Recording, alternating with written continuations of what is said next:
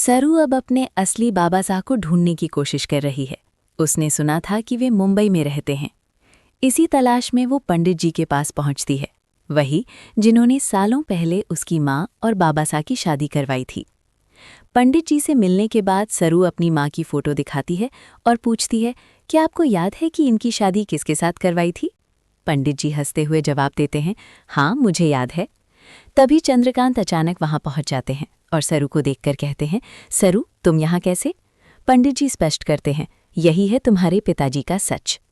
सरू को ये सुनकर बड़ी चौंक लगती है, लेकिन कुछ ही पलों में वो अपने बाबा साहब को गले लगाने के लिए आगे बढ़ती है। उसकी आंखों में खुशी और भावनाओं का मिश्रण साफ दिखता है। इस बीच सवाल उठता है कि तारा इस सच को कितनी आसानी से स्वीकार करेगी। क्या वो तुरंत मान जाएगी या उसके मन में शक रहेगा? तभी चंद्रकांत को अचानक याद आता है कि उस दिन जब वो डॉक्टर था, उसने डीएनए टेस्ट करवा लिया था। टेस्ट में ये साबित हुआ कि सरू सच में उसकी बेटी है। वो सोचता है, इतने सालों बाद सच सामने आया और मैं कैसे भूल गया इसे नोट करने में। सरू और चंद्रकांत दोनों ही इस सच्चाई से भावुक हैं।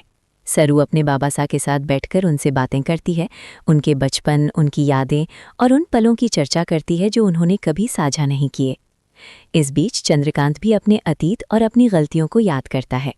वो सोचता है कि अगर उसने पहले ध्यान दिया होता तो शायद सारी परेशानियां कम होती।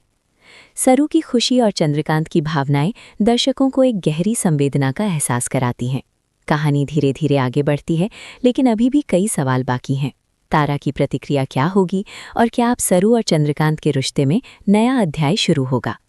सीरियल अब अपने सबसे भावनात्मक और संवेदनशील हिस्से पर है।